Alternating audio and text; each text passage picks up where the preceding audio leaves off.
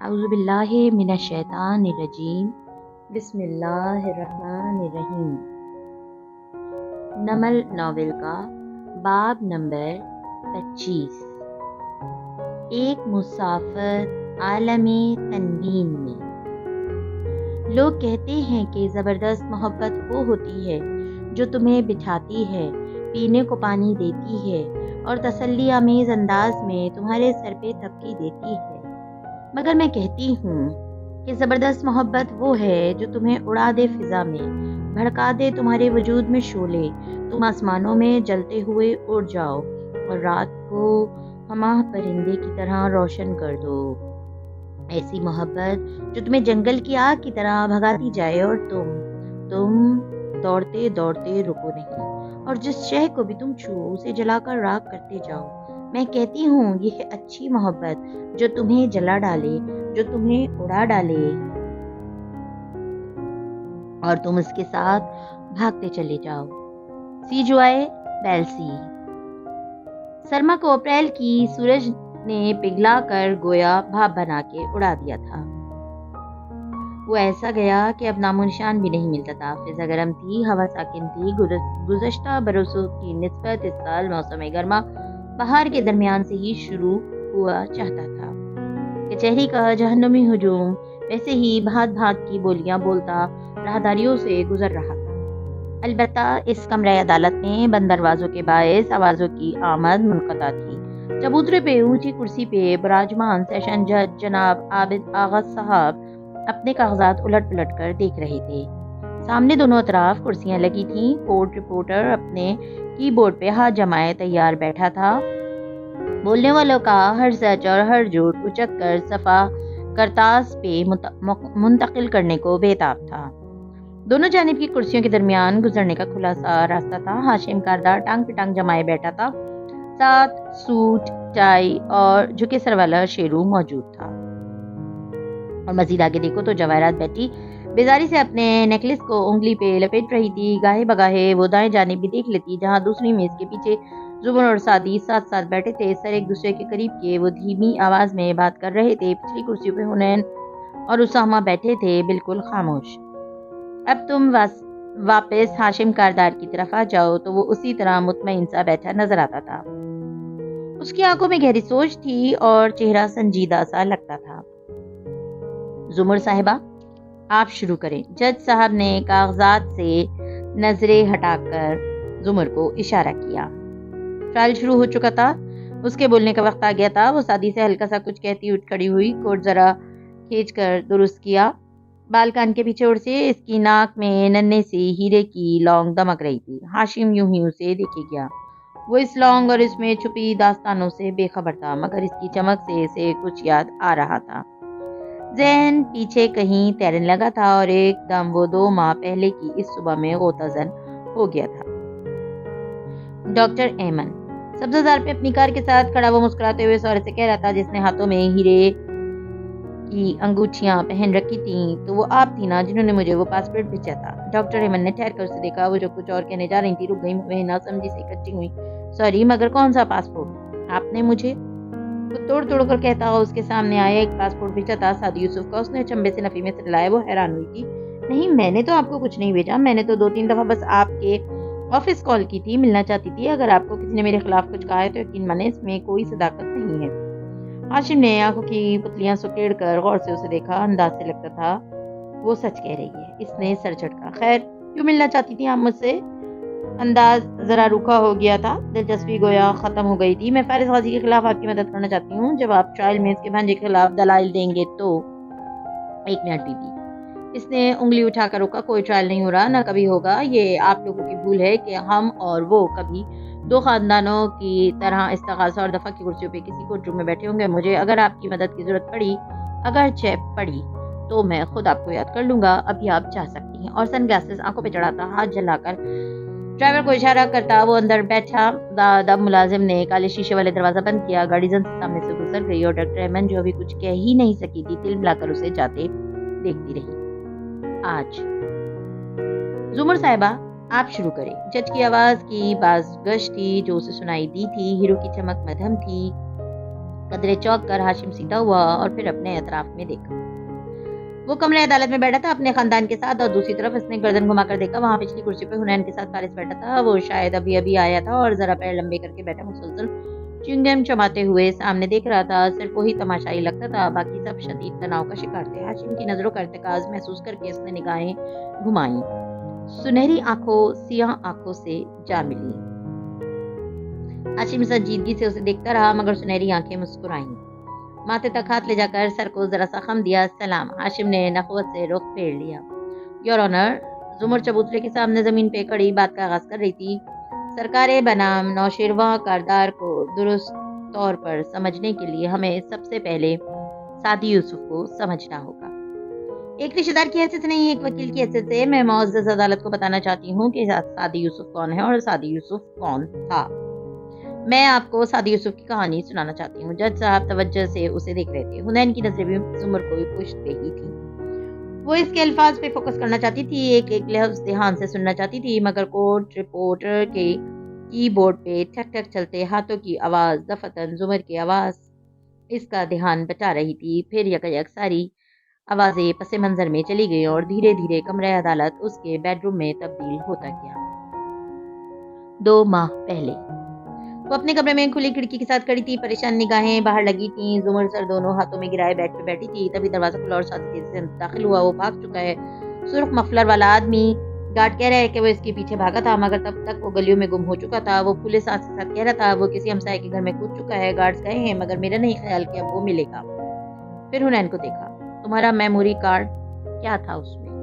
وہ ابھی تک کھڑکی میں دیکھ رہی تھی، اب کیا آہستہ سے چلو گھما کر سعدی کو دیکھا۔ آنکھوں میں بدلی تھی۔ وہ علیشا نے ہمیں دیا تھا، ہم اتنے سال اس کو لیے پھرتے رہے آپ کی چین میں، مگر اس کو استعمال نہیں کر سکے۔ مگر اس میں تھا کیا؟ زمر نے تکیہ نگاہیں اٹھا کر اس کو دیکھا۔ حنین نے ایک ٹھنڈی سانس لی۔ کرنل خاور کے بیٹوں کو ہاشم نے مروایا تھا اور مسز کاردار نے۔ پھر الزام ایک آفیسر پہ ڈال دیا جو خاور کے کیس کی تفتیش کر رہا تھا۔ یہ اگلے 100 سال کی منصوبہ بندی کرنے والے لوگ تھے، اس لیے یہ اتنے امیر اور اتنے کامیاب ہوتے ہیں۔ جب یہ کسی کو اپنا دستے راست بناتے ہیں تو اس کی ساری کشتیاں جلا دیتے ہیں۔ خاور نہیں جان سکا۔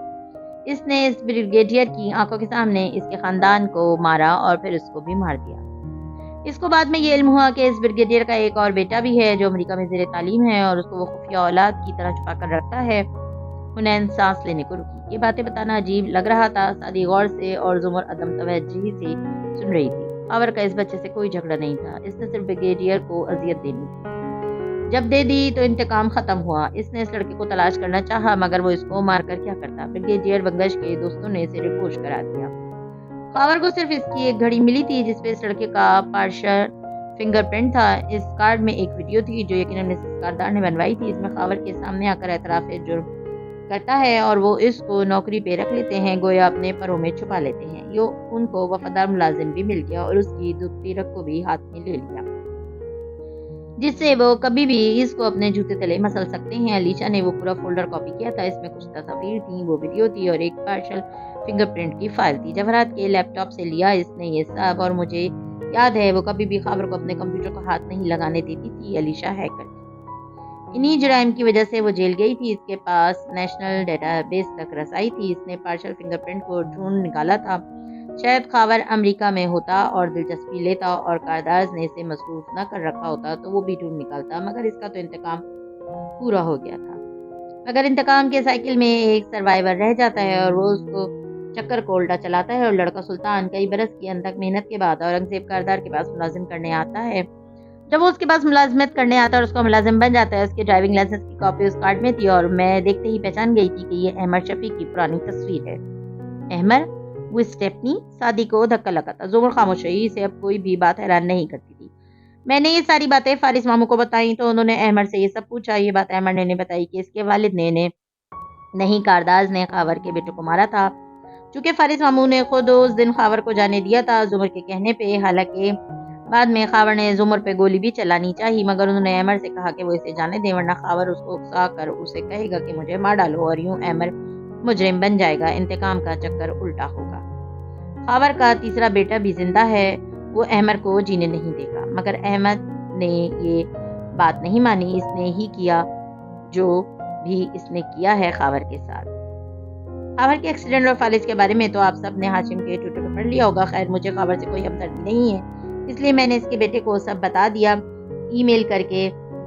فارس ماموں بھی صبح ادھر ہی گئے ہیں. وہ ایک دفعہ تم نے اسے کاپی کیوں نہیں کیا؟ ہم اسے کورٹ میں استعمال کر سکتے تھے. سادی جھنجھلایا تھا. خاور سے وہاں کسی کو دلچسپی نہ تھی. بھائی وہ کاپی نہیں ہو رہی تھی اور میں نے بہت سنبھال کر رکھی تھی. زمر نے سر اٹھا کر اسے دیکھا. کس کس کو تھا کہ وہ تم نے کہاں رکھی؟ وہ کسی ملازم نے دیکھا تھا تمہیں وہ رکھتے ہوئے؟ نہیں زمر, سوال ہی پیدا نہیں ہوتا. اس کی جگہ, اس دراز کی جگہ, چابی کی جگہ میرے سوا کوئی نہیں جانتا تھا, کوئی بھی نہیں جانتا. وہ سچ کہہ رہی تھی. پہلے وہ فلیش ڈرائیو خالی نکلی اور اب یہ سارے ثبوت گئے. شاید یوسف اتنی بھیانک اور تاریخ چیزیں رکھنے کے اہل ہی نہیں ہے. انہوں نے دل گرفتگی سے ایک اور سچ بولا.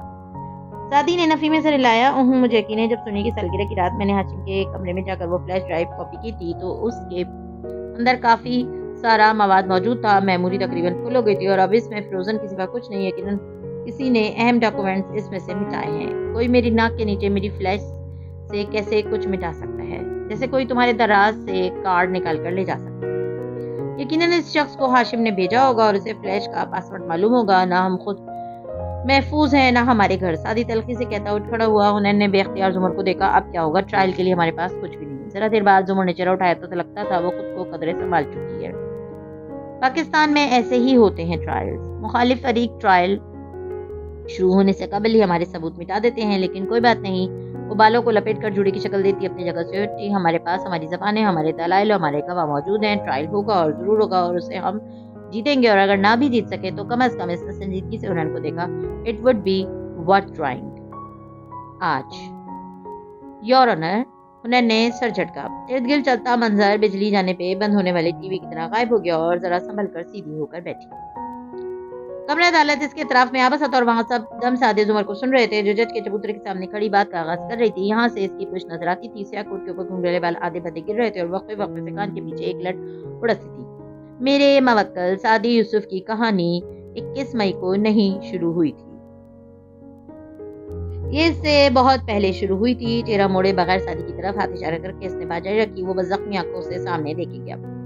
جو سادی یوسف اس وقت کمرہ عدالت میں انصاف کا طالب بن کر بیٹھا ہے, یہ وہ سادی نہیں ہے جس کو اس کے گھر والے گزشتہ کئی برسوں سے جانتے ہیں. وہ سادی اور تھا. وہ زندہ دل تھا, لوگوں کو معاف کرنے والا, درگزر کرنے والا. ملک کی خدمت کا جذبہ لے کر اس نے اپنی ملازمت کا آغاز کیا تھا. وہ ایک محنتی اور قابل نوجوان تھا. اس کے پاس ٹیلنٹ تھا, ہنر تھا, ذہانت تھی. اگر اس کو کام کرنے دیا جاتا, اس کو کئی مواقع ملتے تو وہ کہاں سے کہاں پہنچ چکا ہوتا. مگر یور آنر, میرے ملک کے نوجوانوں کو اگر اسی طرح پھلنے پھولنے دیا جائے تو معروف اور امیر آئی پی پیس کے آتش دان ٹھنڈے نہ پڑ جائیں. اگر ان نوجوانوں کو یوں ہی بڑے بڑے پروجیکٹس پہ محنت اور لگن سے کام کرنے کی اجازت دے دی جائے تو وقت کے فرعونوں کی غلامی کون کرے گا؟ ٹانگ پہ ٹانگ جمائے بیٹھا ہاشم گال تلے انگلی رکھے اطمینان سے زمر کو دیکھ رہا تھا.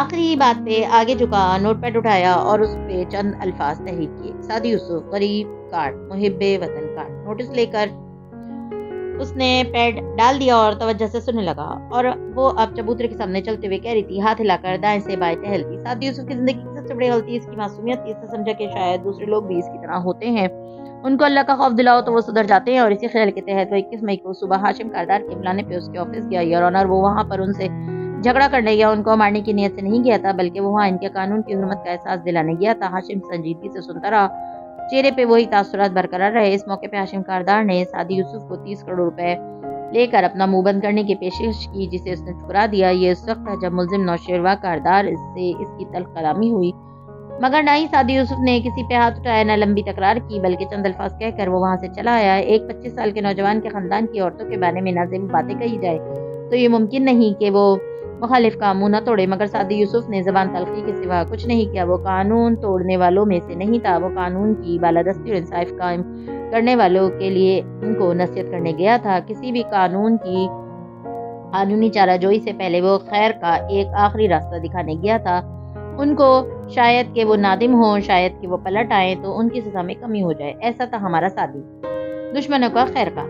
زمر نے رک کر چہرہ موڑا. سادی اب سر جھکائے بیٹھا تھا, سب خاموشی سے اسے دیکھ رہے تھے. ہاشم البتہ دماغ سے پیڈ پہ الفاظ کا اضافہ کر رہا تھا. کریکٹر اسکیچ, مسیحا, ہمدرد, غریب, مقابلہ, امیر, مختصر یہ کہ فرشتہ کارڈ کھیل رہی ہے پروسیکیوٹر. اس کا دماغ زمر کے ہر کارڈ کا توڑ سوچ رہا تھا. پہلے نوٹ پیڈ پہ نظر جمائے وہ زمر کی باتیں سن رہا تھا, مگر بار بار دھیان بٹ سا جاتا تھا. نوٹ پیڈ کے صفحے بالکل زرد تھے, سورج مکھی کے پھولوں جیسے سرد, اور اس زردی میں بہت سے بلب جگمگانے لگے. 2 ماہ پہلے اس کے آفس کے کوریڈور صبح کے باوجود زبردستیوں سے جگمگا رہا تھا. وہ تیز تیز چلتا جا رہا تھا. ذہن میں ڈاکٹر ایمن کی باتیں گونج رہی تھی. وہ جمع تفریق کر رہا تھا, جوڑ توڑ کر رہا تھا. اپنے آفس کے دروازے پہ وہ ٹھہرا. چہرے پہ خوشگوار مسکراہٹ در آئی. موڈ ایک دم اچھا سا ہو گیا. ریڈ, اس نے مسکرا کر آفس میں قدم رکھا. وہ جو کرسی پہ بیٹھی تھی چوک کر مڑی, پھر کھڑی ہو گئی. چہرے پہ بدقت تھی, کسی مسکراہٹ لائی. سرخ رومال سر پہ لپیٹ کر گردن کے پیچھے گرہ لگائے ہوئے تھی, اور کانوں میں آنسو شکل کی سرخ یاقوت لٹک رہے تھے. صبح سبز مائل آنکھیں بے خوابی کے باعث اندر سے گلابی پڑ رہی تھی, مگر پھر بھی وہ سنبھل کر مسکرائی. Grim rapper. ہاشم اس طرز تخاطب پہ ہلکا سا ہنستا اندر آیا, اور میز کے پیچھے جا کر کوٹ کا بٹن کھولتے ہوئے اس نے اپنی کرسی سنبھالی. مجھے اس نام سے پکارنا بند کر سکتی ہو ابھی؟ کرسی کو میز کے قریب لاتے اس نے چند چیزیں اٹھا کر الٹ پلٹ کی. چہرے پہ وہی وجیح مسکراہٹ تھی. سارا ماحول گویا معطر ہو گیا. آبدار دھیرے سے کرسی پہ بیٹھی. اس کی گمسم نگاہیں ہاشم کے چہرے پہ جمی تھی. ناشتہ کیا ہے؟ کیا منگواؤں تمہارے لیے؟ میں سمندر کی گیلی ریت پہ لیٹی تھی. میرا اندر پانیوں میں ڈوب چکا تھا. وہ کسی گہرے خیال میں بول رہی تھی. کیا پھیپڑے اور کیا دل, سب پانی تھا. ایسے میں کوئی میرے اوپر جھکا تھا. اس کی شرٹ کی پشت میں ننھا سا سیپ چپکا تھا. اس سیپ میں 3 رنگ تھے, گویا رگوں کی طرح ابھرے ہوئے ہوں. تب میں نے اسے فرشتہ سمجھا تھا, موت کا فرشتہ. مگر اس موت کے فرشتے نے مجھے نئی زندگی. وہ جو فون اٹھا کر آرڈر کرنے لگا تھا, ریسیور واپس ڈال کر مسکرا کر اسے دیکھنے لگا. وہ گمسم سی دیوار کو دیکھتی بول رہی تھی. اور اب وہ چاہتا ہے کہ میں اس کی زندگی میں شامل ہو جاؤں. ہاشم مسکراتا رہا. اب جبکہ ایک دنیا اسے شیطان کہنے لگی, ہاشم کی مسکراہٹ غائب ہوئی. دماغ گویا بھگ سے اڑا. اس نے لب کھولے مگر پھر بیچ لیے. سمجھ نہیں آیا کیا کہے. اور وہ چاہتا ہے کہ میں اس کی زندگی میں شامل ہو جاؤں. سمر ویڈنگ یا اسپرنگ ویڈنگ؟ آبی کی گمسم نگاہیں اس کے چہرے پہ آ ٹھہری. سمر ویڈنگ یا اسپرنگ ویڈنگ, یہی پوچھا تھا نا تم نے؟ ابھی سوچنے کے لیے وقت لے سکتی ہو, اور پھر میں وہ عورت بن جاؤں گی شہر کی 7ویں ایلیجبل بیچلر کی ملکہ بن کر اس کی زندگی میں آئے گی, اور اس کے ساتھ ہر جگہ, ہر تصویر, ہر میگزین کور پہ کھڑی ہوگی. اس کے ساتھ سیاہ گلاس لگائے کالے شیشوں والی لمبی گاڑی سے نکلا کرے. مگر لوگ تو آگے ہوئی. مسکراہٹ نہیں تھی آنکھوں میں, آنچ تھی, سرخی تھی. مگر لوگ سامنے سرخ قالین بچھا کر اس کے انتظار میں پھول لیے نہیں کھڑے ہوں گے. لوگ پوسٹرز اور بینرز اٹھا کر کھڑے ہوں گے. رپورٹرز مائک لہرا کر پوچھیں گے کہ اس سادی یوسف کی زندگی کا خون کرنے کے بعد تم لوگ سر اٹھا کر کیسے جی رہے ہو. وہ سب جھوٹ ہے. میں نے اس کو صرف اغوا کیا تھا, مگر اس کے خاندان کے افراد ہم نے قتل نہیں کیے ہیں. نہ ہی شیرو نے اسے گولیاں ماری تھی. وہ تلملا کر بولا تھا. اسے نیاز بیگ نے مارا تھا. میں صرف اسے اس کے دشمن سے محفوظ رکھ رہا تھا. مگر وہ اتنا ناشکرا ہے کہ شدت جذبات سے سرخ پڑتے چہرے کے باعث وہ بول ہی نہیں پا رہا تھا. وہ ناشکرا ہے یا شکر گزار؟ وہ بول رہا ہے اور دنیا اس کو سن رہی ہے. دنیا اس کو دیکھ رہی ہے. دنیا اس کے انکشافات سے لطف اندوز ہو رہی ہے. اس کا کیس اگلے 20 سال عدالت میں چلے گا. مگر 20 سال کس نے دیکھے؟ وہ تڑپ کر بولی تھی. میری زندگی کے تمہارے ساتھ میری زندگی کے پہلے 2 سال, 2 کریمیئرز وہ لے لے گا. کم از کم 2 سال تو میڈیا اور لوگ اس کو یاد رکھیں گے نا. میں 2 سال تک اخبارات, ٹی وی اور سوشل میڈیا پہ الزامات پڑھتی رہوں گی. وہ بولتا رہے گا اور لوگ اسے سنتے رہیں گے. میں جب گھر سے نکلوں گی پبلک مجھے نفرت سے دیکھے گی, کیونکہ وہ تمہارا اور نوشیروہ کا میڈیا ٹرائل کر چکے ہیں. پبلک تمہیں مجرم قرار دے چکی ہے. ان کی باتیں مجھے گھر میں قید کر دیں گی. میں باہر تک نہیں نکل سکوں گی. سنا تم نے, جرم تم پہ ثابت ہوا ہے اور جیل مجھے ہو جائے گی. ہم کسی اور ملک چلے جائیں گے. تمہیں کچھ نہیں سننا پڑے گا. وہ آگے کو ہوا, جلدی سے کہنے لگا. لیکن اگر تم قاتل نہیں ہو, اگر تم نے کچھ غلط نہیں کیا, تو ہم کیوں بھاگیں؟ اگر تم اور نوشیروہ بے قصور ہو تو اس کی زبان کیوں بند نہیں کرتے؟ آنسو اس کی آنکھوں سے چپ چپ گرنے لگے تھے. گود میں رکھے اس کے ہاتھ ہولے سے کپ کپا رہے تھے. دل زور زور سے دھڑک رہا تھا. مگر وہ بظاہر جذباتی چہرہ بنائے کہی جا رہی تھی. ان کو چپ ہونا ہوگا ہاشم, ورنہ تمہارے خاندان سے خود کو کبھی منسلک نہیں کر سکوں گی جب تک یہ گندگی تمہارے ساتھ ہے. میں کیا کروں؟ تم کیا چاہتی ہو میں کیا کروں؟ وہ آگے ہوتے ہوئے بولا. بار بار وہ سر جھٹکتا, کبھی انگلیاں بام پھنسا کر کھولتا تھا. ان کو چپ کراؤ, پبلک رائے کو بدلو. اگلے الفاظ کہنے سے پہلے اس نے دل میں کہا تھا, وہ تمہارے لیے خالص غازی یہ کبھی نہیں کرے گی. اپنا دفاع کرو, اپنی بے گناہی ثابت کرو, یوں کہ دنیا مان جائے تم سچے تھے, تمہارا بھائی سچا تھا. میڈیا, سوشل میڈیا, نوجوان سب اس کے ساتھ کھڑے ہیں. وہ مشہور ہوتا جا رہا ہے, وہ ہیرو بن رہا ہے, کیونکہ اس کا میڈیا ٹرائل نہیں ہو رہا, تمہارا ہو رہا ہے. تم پہلے ہی ٹرائل کی زد میں ہو, تو اب اس کو گھسیٹو ٹرائل میں. ہاشم کردار اس نے میز پہ ہاتھ رکھ کر آگے جھک کر اس کی آنکھوں میں دیکھ کر کہا, اس کو عدالت میں لے کر آؤ اور اس کے سارے الزامات کو توڑ کرو، اس کو وہاں تباہ کرو، اس کو جھوٹا ثابت کرو، مگر ایسا کرنے کے لیے تمہیں اس کے ساتھ ایک کورٹ روم میں داخل ہونا پڑے گا، ایک ساتھ کورٹ روم میں کھڑا ہونا پڑے گا، اور پھر جب خود کو دنیا کی نظروں میں بری کروا لو، اور چونکہ تم بے گناہ ہو تو کروا ہی لوگے، تب مجھے پرپوز کرنا، میں اپنا فیصلہ تب تک کے لیے محفوظ رکھتی ہوں۔ اور پھر وہ اٹھ کھڑی ہوئی۔ If you want me, on me۔ اپنا بیگ دبوچنے والے انداز میں اٹھایا اور اسے دل گرفتگی سے خود کو دیکھتے چھوڑ کر وہ باہر نکل گئی۔ دروازہ بند کر کے وہ تیزی سے حلیمہ کی میز پہ آئی، پانی کی بوتل اٹھائی اور غٹاغٹ پانی پیتی گئی۔ حلیمہ بے اختیار کام سے سر اٹھا کر اسے دیکھنے لگی۔ آبی نے بے ترتیب سانسوں کے درمیان بوتل واپس رکھی اور آستین سے تر پیشانی پوچھتی آگے بڑھ گئی۔ اندر بیٹھے ہاشم کا سارا موڈ خراب ہو چکا تھا۔ وہ ٹائی ڈھیلے کیے سوچتی نظروں سے خالی دیوار کو دیکھ رہا تھا۔ آج یور آنر ہوا یوں کہ زمر کی آواز دور کسی گہری کھائی سے آتی محسوس ہو رہی تھی۔ ہاشم نے ذہن سے تمام خیالات کو جھٹک کر نگاہیں اٹھائیں اور خود کو واپس کمرہ عدالت میں لے آیا۔ وہ جج کے چبوترے کے سامنے کھڑی تھی، یہاں سے اس کا نیم رخ دکھائی دیتا تھا، گنگرالی لٹ گال کو چھو رہی تھی اور بھوری آنکھیں جج کے چہرے پہ جمی تھی۔ سب خاموش اور محویت سے اسے سن رہے تھے۔ ہوا یوں کہ 21 مئی کی شام جب ایک خوشباش زندگی سے بھرپور سعودی یوسف گھر واپس آتا ہے اور اپنے سارے خاندان کو جناب پہ مدعو کرتا ہے، اس وقت بھی اس کو خاندان کے اس ایک فرد کا بھی خیال ہوتا ہے جو وہاں نہیں جائے گا، ڈاکٹر سارا، جو خود کو خاندانی جھمیلوں سے دور رکھتی ہیں۔ اس وقت ان کو وہاں بلاتا ہے، ان کو اپنے خاندان اور زندگی کی طرف لوٹ کر آنے کے لیے منانے، ان کو ان کے اصل دشمنوں کی خبر دینے، کیونکہ اب اس کے پاس ثبوت بھی تھے، مگر وہاں اس تاریک گلی میں اس کا پیچھا کرنے، اس کو دھمکانے اور زبانی تلخ کلامی کا بدلہ گولی سے لینے کے لیے ملزم نوشیروہ کاردار آتا ہے، اور وہ اس وقت تک وہاں سے نہیں جاتا جب تک سعدی کے جسم میں 3 گولیاں پیوست کر کے اس کو مار پیٹ کرنے مردہ حالت میں نہیں پہنچا چکتا۔ یور آنر، پولیس اور گواہوں کو خرید کر میرے زخمی موکل کو ہسپتال سے غائب کروا دینے کے بعد اسے 8 ماہ اور 1 دن تک حبس بیجا میں رکھنے کا ذمہ دار نوشیروہ کاردار ہی ہے۔ ہاشم کاردار اس کا ایک معاون تھا، مگر اصل مجرم نوشیروہ ہے۔ یہ سب کچھ اس کے حکم پہ اور اس کی ایما پہ ہوا۔ امیر لڑکوں کا یہی مسئلہ ہے، اگر ان کے نام کے آگے کانجو، جتوئی، کاردار یا تالپور لگتا ہے تو ان کو کسی دوسرے نوجوان سے حسد نکالنے کے لیے اس کو مارنے کا بہانہ مل جاتا ہے۔ میرے لیے سب کے ذات برابر اور قابل احترام ہے، لیکن ہمارے یہ رئیس اپنی حرکتوں سے اپنی ذات کو خود بدنام کرتے ہیں۔ یور آنر، کیا اب بھی وقت نہیں آیا جب ان کا احتساب کیا جائے؟ ہاشم نے پیلے کاغذ پہ ایک سطر مزید لکھی، صرف شیرو کی۔ ہاشم کاردار لکھ کر پرسوچ نظر سے اس نے پہلی قطار میں پرے بیٹھے سعدی کو دیکھا اور پھر زمر کو۔ زمر نے اس کی نگاہوں کی حدت محسوس کر لی تھی یا کیا؟ اس نے پلٹ کر ہاشم کو دیکھا۔ ہاشم نے رخ موڑ لیا، مگر زمر ادھر ہی دیکھتی رہی، یوں ہی بے مقصد۔ پھر یکایک نظروں کے سامنے سے عدالتی کمرے کی کرسی اور وہ تماشائیوں جیسے لوگ غائب ہو گئے تھے۔ ہوا نے اس کے ذہن کو پیچھے کھینچا اور وہ اس روح میں بہتی چلی گئی۔ 2 ماہ پہلے مور چال کے اندر وہی سوگوارا ماحول تھا۔ زمر نے کمرے کی طرف جاتے ہوئے رک کر کچن میں دیکھا۔ معاون اور سعدی آمنے سامنے کھڑے صبح والے واقعے کی بات کر رہے تھے۔ ہمارے سب ثبوت ختم ہوتے جا رہے ہیں، وہ پریشانی سے کہہ رہا تھا۔ ہنر ناخن مسلسل دانت سے کترتی اسے دیکھ رہی تھی۔ وہ ویڈیو تو ہے نا جو آپ نے ہاشم کے آفس میں بنائی تھی، اس میں ہاشم نے اعتراف جرم کیا ہے، ہم اسے عدالت میں استعمال نہیں کر سکتے۔ زمر نے چوکھٹ پہ رک کر کہا تو دونوں مڑ کر اسے دیکھنے لگے۔ قانونی پیچیدگیاں ایک طرف، اس ویڈیو میں ہاشم نے یہ بھی کہا ہے کس طرح اس نے ہنا کے ایگزام کے دوران اس کی مدد کی۔ لاء کالج کے سینئر وکیل صاحب کی کال بھی ہے اس میں، ہم وہ ویڈیو جج کو نہیں دکھا سکتے۔ ہنین کا چہرہ بجھ گیا، مگر سعدی تیز سے بولا، اگر ہم اسے ایڈٹ کر دیں تو وہ اوریجنل نہیں رہے گی اور عدالت میں قابل قبول نہیں ہوگی۔ یہ اچھا حساب ہے۔ وہ بیزار سا ہو گیا، ہونا ابھی تک ناخن کتر رہی تھی۔ زمر چپ چاپ آگے بڑھ گئی۔ اپنے کمرے میں آ کر وہ اسٹڈی ٹیبل بیٹھی اور فون پہ ایک کال ملانے لگی۔ احمر فارس کہاں ہے؟ چھوٹتے ہی اس نے پوچھا۔ آخری اطلاع تک میں اس کی بیوی نہیں تھا، سو مجھے کیسے پتا ہوگا؟ زمر کے لوگوں پہ سوگوارا مسکراہٹ ابھری۔ عرصے تک خود کو چھپا چھپا کر لوگوں کو اپنے دائرے سے باہر نکال کر رکھنے کی عادت ڈال لینے والا احمر آج مدتوں بعد پہلے جیسا لگا تھا۔ خیر، کیا یہ سب سچ ہے؟ کیا؟ وہ متاثر بولا، جو میں سن رہی ہوں۔ احمر نے گہری سانس لی۔ غازی کا میسج آیا تھا، مجھے کہہ رہا ہے میں اسے جانے دوں، مگر مجھے یاد ہے آپ نے اس کے اپنے ریسٹورانٹ میں آنے کے بارے میں پولیس رپورٹ میں کہا تھا کہ جب غازی نے اسے جانے دیا تھا تو اس نے آپ پہ گولی چلانی چاہیے۔ کیا ایسے شخص کو چھوڑ دینا چاہیے؟ ایک دم سنجیدہ اور گہرا سا احمر۔ کچھ اچھا نہیں لگا؟ زمر نے گہری سانس لی۔ میں تو اس نک نیم کی بات کر رہی تھی جو آپ نے میرا رکھا ہوا تھا، کیا یہ سچ ہے؟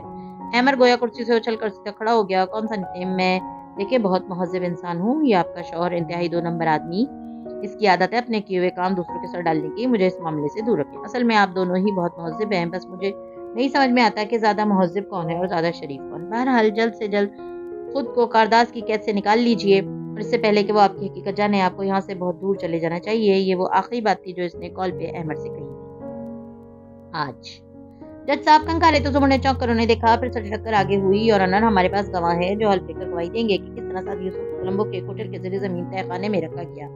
उसको वहाँ मुख्तलिफ तरीकों से टॉर्चर किया गया। हम उसको वहाँ मुकीम देखने वाले एक एक शख्स को अदालत में पेश करेंगे और उनके बयान से ये पता लगाना मुश्किल नहीं होगा कि ये लड़का सच बोल रहा है और ये एक बहुत कठिन जंग लड़कर आया है। हाजिन बट फारिस ने बोर से होकर गर्दन को दाएं कंधे की तरफ झुकाया, फिर बाएं कंधे की तरफ, गोया पट्टों को आराम दिया। फिर एक सरसरी निगाह इर्द गिर्द दम साधे बैठे हाजिन पे डाली। जहन के न्याल खानों में एक मंजर उमट उमट कर उभरने लगा तो इसने इसे छू लिया, गोया प्याले में रखी कोई याद हो जिसे छूने से इंसान वक्त में पीछे चला जाए। 2 माह पहले लिविंग रूम की खिड़की पहाड़ों की गर्दन तक उतरे उजले उजले बादल साफ दिखाई दे रहे थे। खिड़की के नीचे रखे सोफे पे बैठा नॉर्मल लड़का उलझन से सामने बैठे फारिस को देख रहा था। कैसी कहानी सुनाना चाहते हैं आप, और आपको कैसे इल्म हुआ कि हम यहाँ हैं? फारिस के बिल्कुल सामने बैठा था, टांग पे टांग जमाए, पूरी लेदर जैकेट और सिया जीन्स पहने। वो ठंडी मगर नरम निगाहों से उसे लड़के को देख रहा था। इसके सवाल पे गर्दन मोड़ी, निगाह व्हीलचेयर पे मफलूज पड़े खावर तक जा ठहरी। तुम्हें हुनैन ने ईमेल की होगी यकीनन, और ये कहा होगा कि तुम्हारा बाप एक कातिल है। मुझे यकीन नहीं है, वो कमजोर से सख्त लहजे में नफी में सर हिलाकर बोला था। फारिस ने काफी देर तक जवाब नहीं दिया, बस वो सर नजर से खावर की दाएं जानिब ढलती गर्दन देखता रहा। ऑक्सीजन मास्क से वो धीरे धीरे सांस ले रहा था। चेहरे पे मूछें दाढ़ी सब शेव किया जा चुका था और वो उगने वाले नन्हे बाल ज्यादातर सफेद थे। अलबत्ता आंखें वो बदक़त बाएं तरफ को घुमा घुमा कर फारिस को देख रही थी। इनमें वो सारे जज्बात और तासुरात अभी तक थे जो इस हादसे से कबल इनमें होते थे। इनमें जिंदगी थी और इंतकाम की ख्वाहिश। तुम सोचते होंगे खबर कि इतना अरसा इनके साथ काम करने के बावजूद तुम क्यों ना जान सके कि तुम्हारे बेटों को भी उन्होंने ही मरवाया। लड़का चौंक कर उसे देखने लगा, मगर फारिस इसकी तरफ मुतवज्जो न था। उन्होंने तुम्हारा एतराफ जुर्म भी रिकॉर्ड किया, तुम्हें अपना भी लिया, तुमसे काम भी करवाए, मगर तुम्हें असलियत नहीं मालूम होने दी। वो क्या है कि हर इल्म वाले पे एक इल्म वाला होता है। जैसे मर्सेनरी से उन्होंने ये काम करवाया होगा, यकीनन उसने सारे सबूत और शवाहिद का रुख पर गिरे बंगश की तरफ मोड़ दिया होगा। यकीनन वो तुमसे ज्यादा ज़हीन होगा। ना हो तब भी जब इंसान की ज़ात इन्वॉल्व हो जाए किसी हादसे में तो गम और गुस्सा इसकी समझदारी को धुंधला कर देता है। हर शख्स का एक ब्लाइंड स्पॉट होता है। बड़े बड़े ज़हीन मार खा जाते हैं, क्या जुमर, क्या हाशिम और क्या मैं। अगर हम सारे ज़हीन लोग घर के भेदियों की ढाती लंकाओं का शिकार न हो तो हम तो खुदा बन बैठे। और फिरौन ने भी तो खुदाई का दावा किया था, मगर अपने घर में पलते बच्चे के बारे में दुरुस्त अंदाजा न लगा सका। ऐसे ही तो नहीं, वो खुदा को खुदा समझता था। टैलेंटेड, ज़हीन, सहरंगेज, बहुत कुछ होगा वो, मगर मार कहाँ खाई। खावर मसमती अंदाज में गुस्से से गागों की आवाज़ें निकाल रहा था, मगर मांस के प्यास वो घुट जाती थी।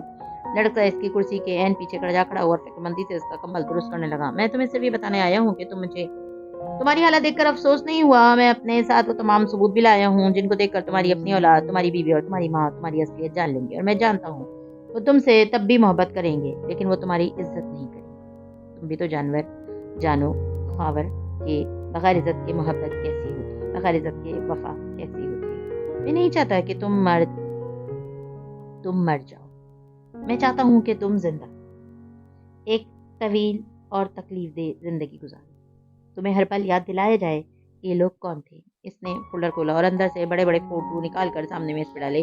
खावर की आंखों की जोत बुझ चुकी थी और उनमें नमी तैर रही थी। जरताशा है, ये वारिस है और ये सादी। मैं चाहता हूँ कि आज तुम्हारा बेटा भी इनकी कहानी मुझसे सुने। क्या तुम सुनोगे? उसने निगाहें उठाकर उस लड़के को देखा। वो बिल्कुल महबूब कर मगर बददस्तूर मुतज़ब्ज़ब सा उसे देख रहा था। इस सवाल पे मामूल की तरह सर हिला दिया। जिस वक्त वो वापस घर पहुंचा, सुमर अपने कमरे में स्टडी टेबल के आगे यूं खड़ी थी। जब इसने दरवाजा खोला तो वो नहीं मुड़ी। जानती थी वो आ चुका है, बल्कि काफी देर का आ चुका है और इस ताजा नकबजनी की वारदात का कुछ लगातार फिर रहा है। बाहर गार्ड्स को डांटने गुस्सा करने की आवाज़ें सबने सुनी थी और जब कोई हाथ ना आया तो अब वो अंदर आया था। वो रैक में रखी किताबों पे खवा उंगली फेरती रही। उंगली लटगाल को छुट्टी गर्दन पे गिर रही थी और आंखें सोगवार लगती थी। नाक किसी भी जेवर से खाली थी। तुमने कुछ देखा? किसी सुर्ख मफलर वाले वॉच एवर वाले आदमी को चाबी और वॉलेट में इस पे डालते हुए इसने ठहर कर जुमर को देखा। नहीं, तुम कहाँ थे सारा दिन? वो इसकी तरफ घूमी नजरें मिली। मैं यूं ही आगे पीछे उसे सिरा झुका कर रिस्ट वॉच उतारने लगा। अगर क्या हमने अहद नहीं किया था कि हम एक दूसरे से कुछ नहीं छुपाएंगे? फारिस का घड़ी उतारता हाथ रुक गया था। चौंक कर नजरें उठाई, गौर से उसे देखा। नाक को खाली देखकर चौंका मगर पूछा नहीं। मैं खबर को मिलने गया था, इसके बेटे को इसके बारे में सब बता दिया। एमर से बात हुई, तुम्हारी सरसरी सी हुई थी, टैक्स पे मिल नहीं सका, इससे भी हिसाब किताब करना है अभी। तुम जानते थे इसकी असलियत? वो सवाल दर सवाल कर रही थी। नहीं जुमर बीबी, मुझे दिलों का हाल नहीं मालूम होता, उन्हें नहीं बताया था। खैर तुमने क्या किया? अब वो फिर से उसको बगौर देख रहा था। जुमर पे का समझ पड़ी। जब वो कुछ ना बोली तो वो शर्ट की आस्तीन ने मोड़ता पलट गया। میں نے تمہیں گروی رکھ دیا۔ فارس واپس گھوما۔ مجھے کیا رکھ دیا؟ میں ہارون عبید سے ملنے گئی تھی۔ فارس کے تاثرات تیزی سے بدلے، ماتھے پہ بل در آئے، کچھ کہنے کو لب کھولے تھے تو نہیں، پہلے میری بات سنو۔ وہ آگے بڑھی، اس نرمی سے اس کی آنکھوں میں دیکھتے ہوئے اس کے ہاتھوں پہ اپنا ہاتھ رکھ دیے۔ میں سادی کو اس حال میں نہیں چھوڑ سکتی تھی، تمہیں بھی نہیں کھو سکتی تھی۔ میں کڈنی پیشنٹ ہوں، میں کبھی اپنی فیملی نہیں بچا سکوں گی۔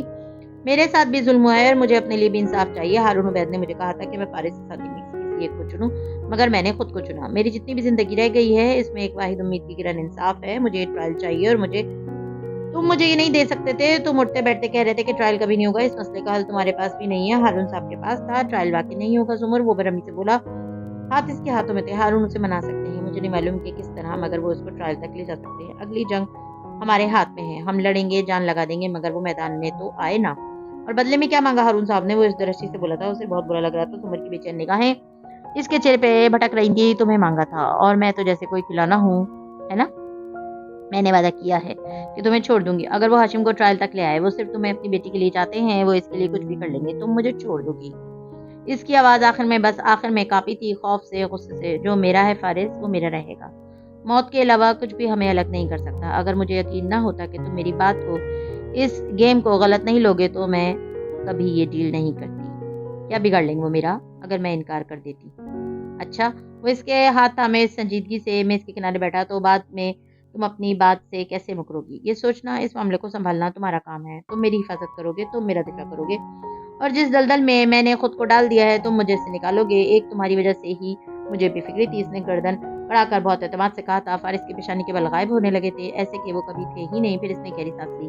تم یہ سب کرنے سے پہلے مجھ سے پوچھ بھی سکتی تھی۔ میں نے کہا نا، میں نے خود کو چنا ہے۔ اب وہ متلاشی نظروں سے اس کا چہرہ دیکھ رہی تھی۔ تم خفا ہو؟ نہیں، مگر مجھے افسوس ہے کہ میں ابھی تک تمہیں یقین نہیں دلا سکتا کہ میں تمہیں کسی کام سے نہیں روکوں گا۔ ایم سوری، اگر میں نے تمہیں یہ محسوس کروایا ہے کہ تم مجھے اعتماد میں لوگی تو میں تمہیں تمہاری مرضی کے کام سے بھی منع نہیں کروں گا۔ اب اگر غصہ کرو گے تو کیسے آئے گا مجھے یہ اعتماد؟ وہ تیزی سے بولی تھی، دل البتہ دھڑک رہا تھا، وہ خفا تو لگ رہا تھا۔ غصہ کیوں کروں گا؟ مجھے تو خوش ہونا چاہیے کہ دو خوبصورت عورتیں میرے لیے لڑ رہی ہیں، اور وہ غصے میں ہی لگ رہا تھا۔ سمر کے ابرو خفگی سے کھچے ہوئے، ہاتھوں سے ہاتھ نکال لیے۔ ایک خوبصورت عورت، تنبی کی۔ ہاں، ایک خوبصورت عورت ایک چڑیل سے میرے اوپر لڑ رہی ہے، حد ہے۔ سر جھٹک کر وہ کھڑا ہوا۔ اس کو برا لگا تو وہ کوشش کر رہا تھا کہ کچھ سخت نہ کہہ دے۔ زمر کہنا چاہتی تھی کچھ، مگر منہ سے کچھ اور نکلا۔ انہوں نے ضمانت کے طور پہ میری لانگ رکھ لی جو تم نے دی تھی۔ وہ جو آگے جا رہا تھا تیورا کر گھوما، چہرے پہ یہ بے یقینی ابھری، آنکھیں پھیلی۔ واٹ؟ وہ کر رہا تھا۔ زمر دو قدم پیچھے ہوئی، چہرے پہ زمانوں کی سادگی طاری کر لی۔ اس روز پولیس اسٹیشن میں وہ میرے پرس میں تھی، میں بار بار اس ڈبی کو نکال کر کھول کر بند کرتی تھی۔ کورٹ میں ضمانت کی سماعت کے دوران بھی وہ میرے پرس میں تھی، اور میرا ہاتھ پرس کے اندر باہر ہی رہ رہا تھا۔ میں اتنے دن سے اسے پہننا چاہ رہی تھی، ہمت نہیں کر پا رہی تھی۔ پھر جب میں ان کے آفس گئی تو انہوں نے مجھے کہا کہ وہ جانتے ہیں اس لانگ کا قصہ۔ اس کو کیسے پتا؟ پھر غرایا تھا، غصے سے اس کا چہرہ سرخ ہوتا۔ جب میں نے تم سے لانگ کے پیچھے جھگڑا کیا تھا تو صداقت وہیں تھا۔ ملازموں کی عادت ہوتی ہے ادھر کی بات ادھر کرتے ہیں۔ اس نے کارداز کے کسی ملازم کو کہا ہوگا، اور اس نے آگے ہارون عبید ہمارے خاندان پہ عرصے سے نظر رکھے تھے، ان کو پتا ہوگا۔ ظاہر ہے جب میں وہاں گئی تو انہوں نے مجھ سے وہ مانگ لی۔ وہ یاسر سے بتا رہی تھی۔ اسے کیسے پتا چلا کہ تو ہمارے بیگ میں؟ سیکیورٹی چیک پوائنٹس پہ میرا پرس اسکین ہوا تھا نا۔ ایک جگہ پرس کی تلاشی بھی دی گئی۔ انہوں نے کہا کہ اسے مجھے دیکھ کر ان کو معلوم ہوا کہ وہی لانگ ہے۔ شاید وہ صرف میرے اوپر اپنی دھاک بٹھانا چاہ رہے تھے اور تم نے ان کو دے دی۔ پھر اور کیا کرتی؟ مجھے ان کو یقین دلانا تھا کہ میں سچ بول رہی ہوں۔ زمر وہ ہاتھ اٹھا کر بہت کچھ کہنا چاہتا تھا، مگر پھر ہاتھ گرا دیے۔ پہلے سر جھٹکا، پھر دائیں سے بائیں چکر کاٹنے لگا۔ اب تم یوں کرو، مجھ سے خفا ہو جاؤ تاکہ ہم آپس میں لڑتے ہی رہیں اور باہر کے لوگوں سے لڑنے کی ضرورت ہی نہ پڑے۔ ہم یوں ہی خود ہی لڑتے لڑتے ختم ہو جائیں۔ تمہارے نزدیک اس تحفے کی کوئی اہمیت نہیں تھی؟ وہ گھوم کر اس کے سامنے آ کھڑا اور برہمی سے اسے دیکھا۔ وہ ایک پتھر تھا فارس، ایک پتھر کو کر میں ایک انسان کو نہیں کھو سکتی تھی، مجھے یقین تھا۔ وہ سادگی سے کہہ رہی تھی۔ وہ لاجواب ہوا تھا، پھر چند لمحے تک گہری سانس لے کر خود کو بدقت نارمل کرنے لگا۔ ٹھیک ہے، وہ ایک پتھر تھا، لیکن اگر تمہیں کوئی کام تھا تو تم میرے پاس کیوں نہیں آئی؟ تم یہ نہیں کر سکتے تھے۔ وہ اسی میز کے کونے پہ بیٹھ گئی جہاں چند لمحے قبل وہ بیٹھا تھا۔ تمہیں کیسے پتا کہ میں یہ کر سکتا تھا یا نہیں؟ اور ہارون صاحب کیسے کریں گے یہ معلوم ہے تمہیں؟ وہ ہاشم کے دوست ہیں، کسی بھی طرح سے راضی کر لیں گے، اور وہ اپنی بیٹی کو اس کے پاس بھیجیں گے تاکہ وہ اس سے جھوٹے وعدے کرے اور ہاشم کو راضی کرے۔ زمر چوک کر کھڑی ہوئی، آنکھوں میں ڈر استجاب در آیا۔ بیکار باتیں مت کرو فارس، کوئی اپنی بیٹی کو یوں استعمال نہیں کر سکتا۔ زمر ہر امیر آدمی جواہرات کی طرح نہیں ہوتا جو اولاد پہ جان چھڑکے۔ وہ ایسا آدمی نہیں ہے، اسے نہ اپنی بیٹی سے کوئی خاص لگاؤ ہے، نہ وہ اس کا خیال رکھتا ہے۔ محبت ضرور ہوگی کیونکہ وہ فطری چیز ہے، لیکن وہ یہ سب آبدار کی خوشی کے لیے نہیں کر رہا، وہ یہ سب آبدار کے لیے ہی کر رہے ہیں۔ وہ بے یقین تھی، غلط۔ فارس نفی میں سر ہلا رہا تھا۔ وہ صرف کاردار کی بربادی چاہتا ہے دونوں کاروبار میں شراکت دار ہیں، ایک ڈوبے گا تو اس کی ساری دولت، شیئر، تعلقات سب دوسرا حاصل کر لے گا۔ وہ دل سے چاہتا ہے کہ ہاشم مقدمے میں الجھے، اس کے لیے وہ تمہیں آبدار دونوں کو استعمال کر رہا ہے۔ آبدار ہاشم کو راضی کرے گی اور تم اپنی کشتیاں جلا کر اس مقدمے کے لیے اپنی جان لگاؤ گی۔ سب سے زیادہ فائدہ اسی کو ہوگا۔ وہ کتنی ہی دیر شل بیٹھی رہی، پھر چوکی۔ اور آبدار کا کیا ہوگا؟ زندگی میں پہلی دفعہ انعام لیتے ہوئے اس کی آواز میں پریشانی جھلکی تھی۔ ہارون صاحب کو اس کی اتنی پرواہ ہوتی تو اس کو جنگ میں کیوں دھکیلتے؟ کس کو کال کر رہی؟ وہ تلخی سے کہہ رہا تھا۔ رک کر بولا۔ زمر سنے بغیر فون پہ نمبر ملا کر اسے کان سے لگا چکی تھی۔ فارس کو خاموش رہنے کا اشارہ کیا۔ وہ لب بیچے اسے دیکھا گیا۔ 24 گھنٹے کے اندر اندر آپ کی کال موصول ہوئی ہے، کیا ارادہ بدل گیا ہے آپ کا؟ زمر صاحبہ، ہارون عبید کا نرم اور نپتلا لہجہ کانوں سے ٹکرایا تھا۔ مجھے اپنے ہیرا واپس چاہیے، میں اس ڈیل کو ختم کرنا چاہتی ہوں۔ کیوں؟ مجھے ڈر ہے فارس کو نہ پتہ چل جائے، میں بہت خوفزدہ ہوں، پلیز مجھے بلیک میل مت کریں اور اسے واپس کر دیں۔ وہ منت کر رہی تھی۔ فارس نے گور پر اسے دیکھا۔ اب بہت دیر ہو چکی ہے مسز عمر۔ دیر کیسے ہوئی؟ اب تک ہاشم سے بات تو نہیں ہوئی ہوگی آپ کی؟ میری بیٹی آپ کی وجہ سے اس سے بات کرنے گئی تھی، اور اب جبکہ اس نے اتنا بڑا خطرہ مول لے لیا ہے تو آپ پیچھے نہیں ہٹ سکتی۔ آپ اپنی ہی بیٹی کو کیسے استعمال کر سکتے ہیں؟ وہ غصے بھری بے بسی سے بولی تھی۔ فارس اب سامنے صوفے کے کنارے جا بیٹھا تھا۔ ہارون اور بھی کچھ کہہ رہے تھے مگر زمر نے، آپ بیمار ہیں؟ سنا آپ نے؟ آپ بیمار ہیں؟ کہہ کر موبائل پر ڈال دیا۔ وہ ایک دم ڈسٹرب نظر آنے لگی تھی۔ اچھا پریشان مت ہو، آبدار کے ساتھ جو کیا ہے اس کے باپ نے کیا ہے، وہ اب کے ذرا نرمی سے بولا۔ زمر نے چہرہ اٹھا کر مغموم آنکھوں سے اسے دیکھا۔ تمہیں مجھ پہ بہت غصہ آ رہا ہوگا، ہے نا؟ ساری عمر آتا رہا ہے، کوئی نئی بات تھوڑی ہے، لیکن خیر تم مجھے بتاؤ تم کیا چاہتی ہو؟ تم سے نہیں ہوگا تو کیوں؟ زمر تم بتاؤ تم کیا چاہتی ہو؟ اس نے زور دے کر کہا۔ زمر چند لمحے اس کا چہرہ دیکھتی۔ میں چاہتی ہوں کہ ہاشم عدالت میں پیش ہو، وہ پوری ایمانداری سے یہ ٹرائل لڑے۔ میں چاہتی ہوں کہ ہر گواہ عدالت میں پیش ہو اور سچ بولے۔ سعدی نے بتایا اس کے ساتھ اس رات ڈاکٹر سارا تھی، مگر ڈاکٹر سارا کتنے دن سے میرا فون نہیں اٹھا رہی ہیں۔ میں چاہتی ہوں کہ وہ گواہی دے دے۔ جذبات میں تیز تیز بولتے اس کو سانس چڑھ گیا تھا۔ وہ خاموشی سے اسے دیکھتا رہا، تبھی دروازہ بجا۔ فارس اسی خاموشی سے اٹھا اور دروازہ کھلا۔ سامنے ساتھی کھڑا تھا، ہاتھ میں چند کاغذ تھے۔ اس نے فارس کے کندھے کے پیچھے سے اندر جا کہا، زمر یہ وہ ڈاکومنٹس ہیں جو میں نے آپ کو دکھانے تھے۔ الجھا ہوا سا آگے بڑھنے لگا، پھر رک کر پوچھا، اندر آ جاؤں؟ ہاں تم اندر آ جاؤ، میری خیر ہے۔ آخری الفاظ زیر لب بڑبڑا کر وہ خفا سا باہر نکل گیا۔ کچن کے دروازے میں حسین اسی طرح کھڑی ناخن کتر رہی تھی۔ وہ ساتھ سے گزرنے لگا تو وہ بولی، سعدی بھائی اور زمر کی ٹیم کتنی بورنگ لگتی ہے نا؟ انسنی کر کے آگے بڑھ گئی۔ آج فارس قاضی کو گہرے خیال سے، گہری نیند بھرے سفر سے، کورٹ رپورٹر کی بورڈ پہ چلتی انگلیوں کی ٹھک ٹھک نے جگایا تھا۔ وہ گہری سانس لے کر زمر کی طرف دیکھنے لگا، جس کی آواز کمرے عدالت کی گھنی خاموشی کو چیر رہی تھی۔ نوشیروہ کاردار نے قید کے ان 8 ماہ میں اپنے بھائی کے ساتھ مل کر اور نہ صرف سعدی یوسف کو محبوس رکھا، بلکہ اس کو مختلف نوعیت کے ذہنی اور جسمانی ٹارچرز کا بھی نشانہ بنایا۔ اس سے اس کے پروجیکٹ کے اہم راز دباؤ اور تشدد کے ذریعے اگلوانے کی بھی کوشش کی، اس کو اس کے خاندان کے نقصان پہنچانے کا ڈراوا بھی دیا۔ 22 جنوری کی رات جب سعدی یوسف اپنے ذہانت اور بہادری کے بل پہ اس قید سے نکلا تو نوشیروہ کاردار اور ہاشم کاردار نے اس کی تصویر کے پوسٹرز بنوائے اور سارے کولمبو میں پھیلا دیے۔ ایک خونی مین ہنٹ کا آغاز ہو گیا، جس کا اختتام تب ہوا جب سعدی یوسف نے ملک واپس پہنچ کر اپنی ویڈیو ریلیز کی۔ ہاشم سر جھکائے پیڈ پہ لکھ رہا تھا، غیر قانونی سفر اور خاور کی تفصیلات۔ گول ان طویل اوپننگ آرگومنٹ کے بعد میری عدالت سے استدعا ہے کہ نوشیروہ کاردار کو قتل، اقدام قتل، اغوا، حبس بجا میں رکھنا، تشدد اور غیر قانونی انسانی اسمگلنگ کے جرم میں قرار واقعی سزا دی جائے۔ پروسیکیوشن نوشیروہ کاردار کی پھانسی کا مطالبہ کرتی ہے۔ ہاشم کے ساتھ بیٹھے نوشیروہ نے زخمی آنکھ اٹھا کر زمر کو دیکھا، پھر تڑپ کر اپنے بھائی کو دیکھا جو محویت سے نوٹ پیڈ پہ لکھتا جا رہا تھا۔ دہشت گردی کی دفعات غائب، ہاشم کاردار کی نامزدگی غائب، کمزور استغاثہ۔ تبصرہ لکھ کر اس نے پیڈ رکھا اور پھر اسی توجہ سے زمر کو دیکھنے لگا۔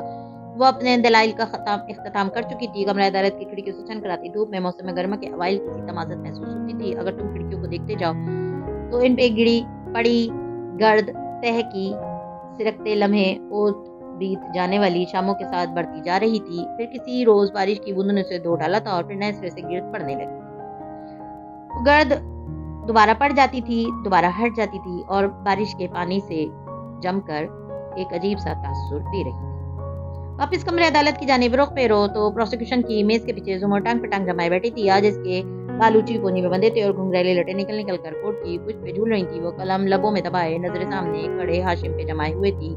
ساتھ بیٹھا سعدی آدھے آستین والی سیاہ شرٹ میں ملبوس تھا۔ وہ پہلے سے بہتر نظر آ رہا تھا، گردن اونچی ہوئی تھی اور بھوری آنکھوں میں امید سی تھی۔ پچھلی ساری کرسیوں کے پیچھے آخری قطار میں فارس ٹیک لگائے بیٹھا تھا اور مسلسل منہ میں کچھ چبا رہا تھا۔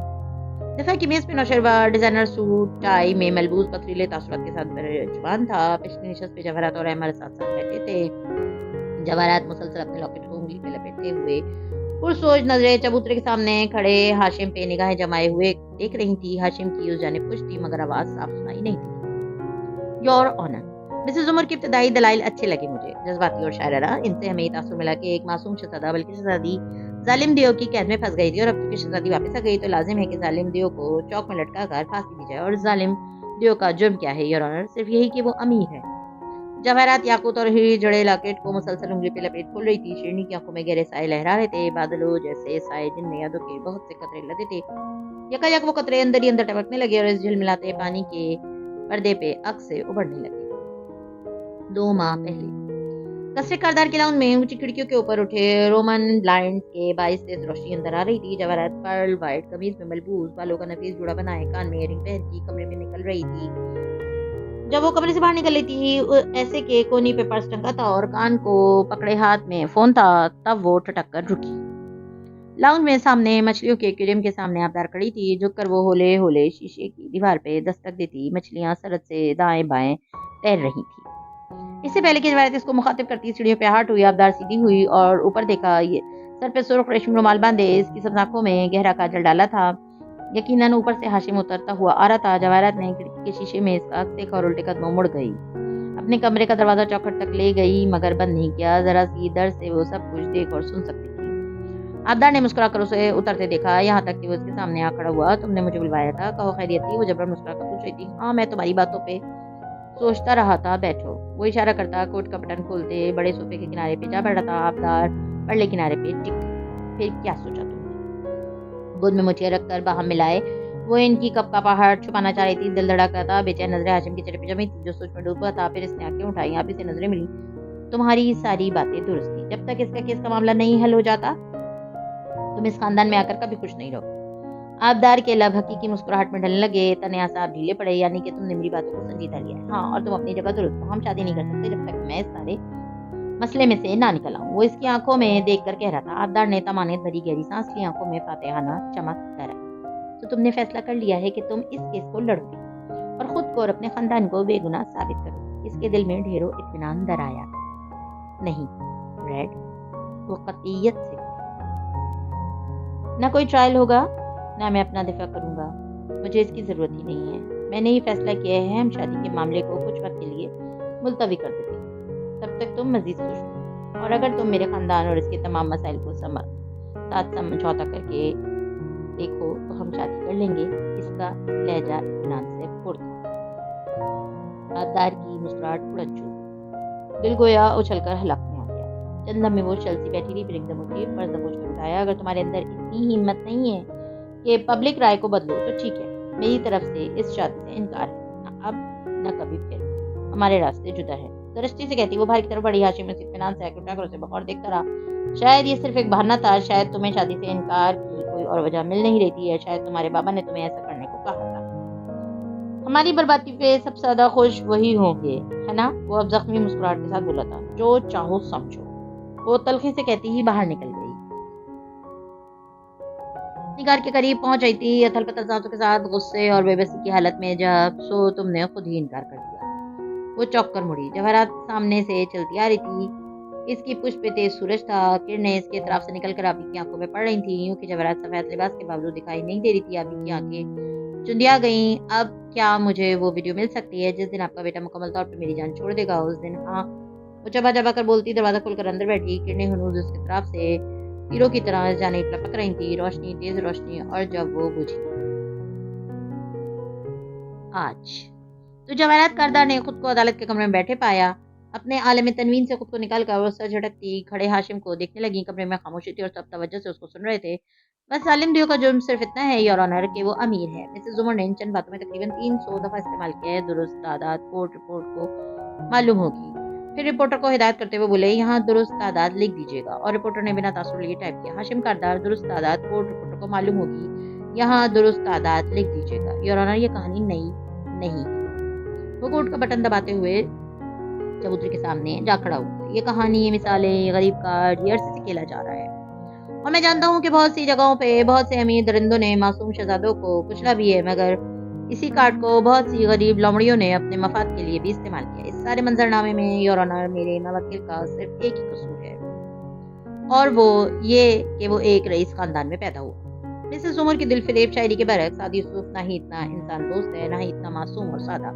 وہ بلا شبہ ایک محنتی نوجوان ہے، مگر وہ ایمبیشیس بھی ہے۔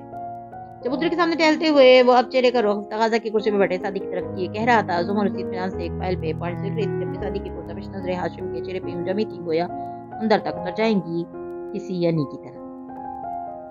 پیچھے بیٹھا فارس مطمئن لگتا تھا، البتہ اس کے ساتھ موجود حنین بار بار پہلو بدل رہی تھی۔ اس کی نظروں میں ڈھیر و زخم تھے اور وہ بار بار مٹھیاں بھیجتی تھی، پھر وہ فارس کی طرف جھکی۔ اسی طرح میرے بھائی کا کردار عدالت میں مس کر دے گا، کوئی اس کو روکتا کیوں نہیں ہے؟ وہ جو کر رہا ہے قانونی طور پہ یہ اس کا حق ہے۔ عدالت میں بولنے والے تمام لوگوں میں سے صرف ایک شخص سچ بولنے کا حلف نہیں لیتا اور وہ وکیل ہوتا ہے، اور وکیل کو تو جھوٹ بولنے کا لائسنس ملا ہوتا ہے۔ واؤ، وہ سب کبیرہ خاطر تھی۔ زمر کے اپنے ابتدائی دلائل میں کتنا سچ تھا کتنا جھوٹ ہم دونوں واقف ہیں۔ عدالتوں میں یہی ہوتا ہے، ایک سچ کو ثابت کرنے کے لیے 100 جھوٹ بولنے پڑتے ہیں۔ تم ان بے وقوف کی عدالت میں ایک دوسرے سے لڑنے دو۔